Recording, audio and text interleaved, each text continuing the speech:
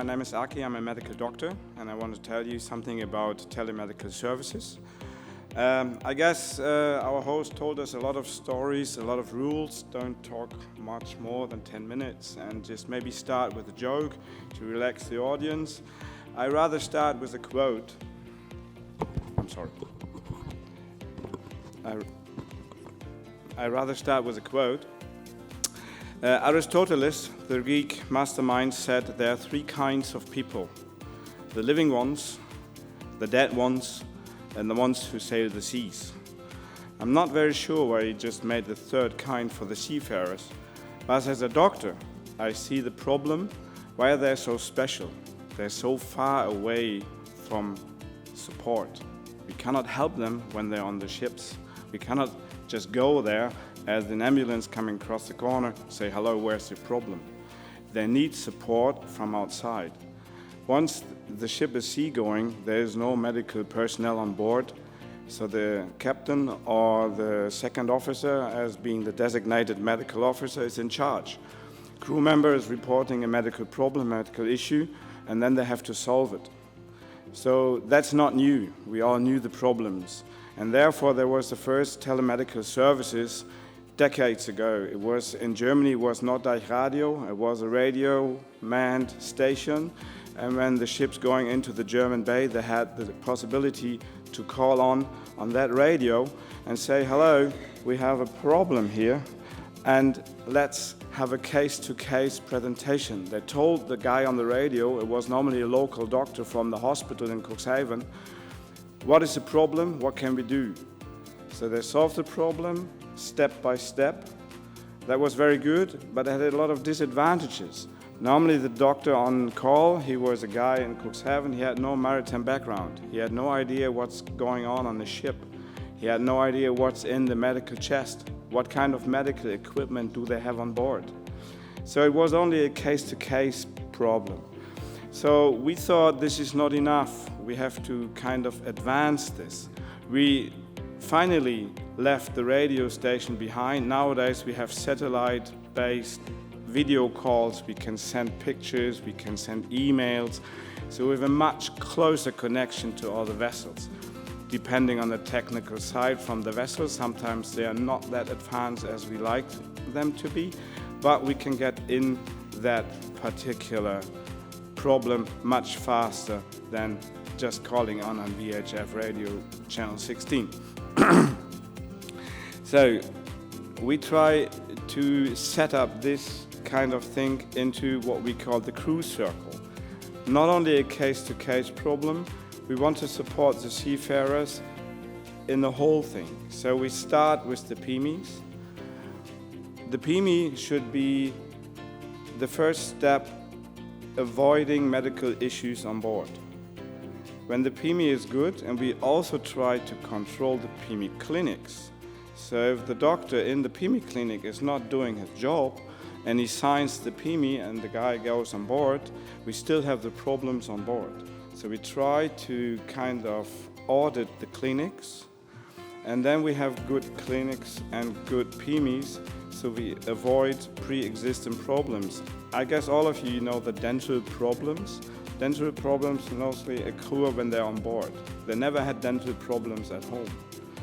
When we have a better PME, we maybe see that there are dental problems already, and that we can save this kind of problems before they embark the vessel.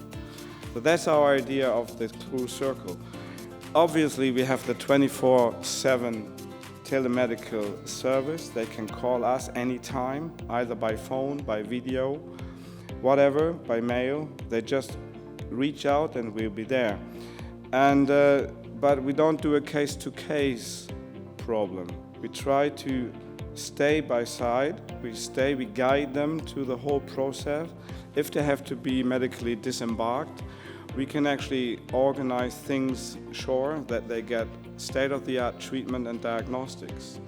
And even further, when they have to leave the country and they have to be repatriated to go home, we even stay on that side. We do see if they have a rehab, if they have any full recovery, then the circle stops.